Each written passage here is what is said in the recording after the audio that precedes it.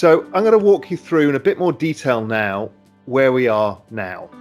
So the first chart that I want to show is the Financial Conditions Index, which is basically a combination of commodity prices, the rate of change of rates, and the rate of change of the dollar. That against the ISM, which is the Purchasing Managers Survey, which is a good guide to the business cycle, is a 9-month lead. It's one of the best indicators we've got.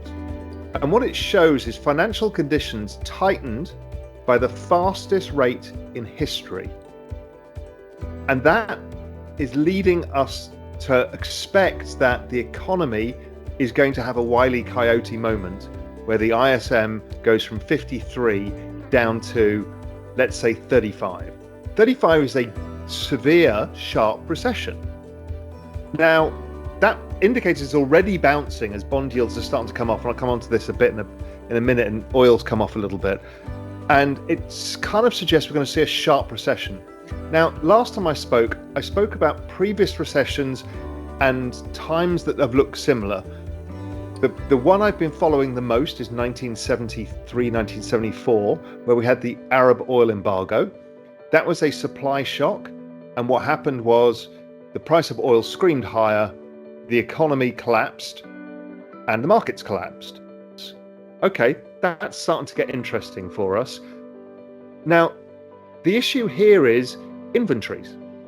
So the next chart is the chart of wholesale inventories of durable goods. I mean, that chart is shocking. And there's different types of inventories, and most of them show something similar, is that inventories have gone up because everybody stocked because of the supply issue. They overstocked and now demand has gone.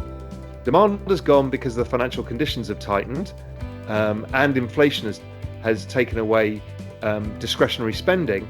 So now everybody's got too much stock. Now, building of inventories is positive for GDP in the equation for GDP, and releasing inventories is negative. Normally, to get rid of inventories, you lower prices too. So that starts to get interesting to say, if they're going to have to clear all this inventory, they're probably going to have to lower prices.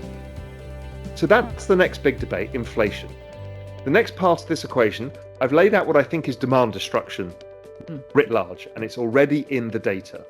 So then what does that mean for CPI? So if we use the same inventories to new orders ratio, which is the next chart, this leads CPI.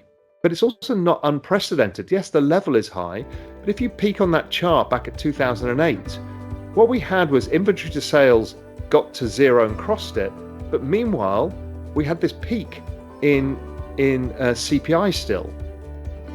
Now, the Fed were cutting through that, by the way, and they did it in other periods too, similar.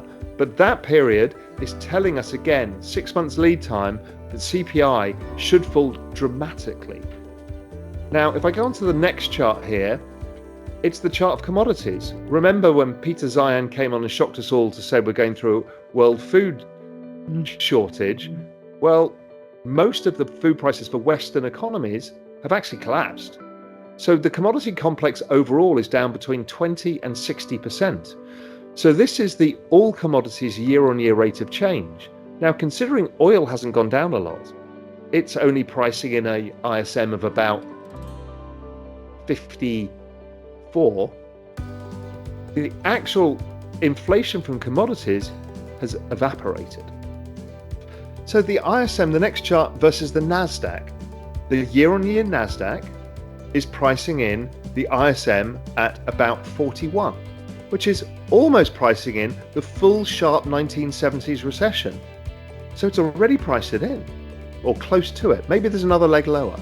The S&P in this terms would be somewhere like about 45, 46, so pricing in a recession. Discretionary stocks, consumer discretionaries, are the same as the NASDAQ, pricing in a full recession. The growth end of tech, the really growthy stuff, that's at 39, so that's really pricing in a full recession. So a lot of this is in the price.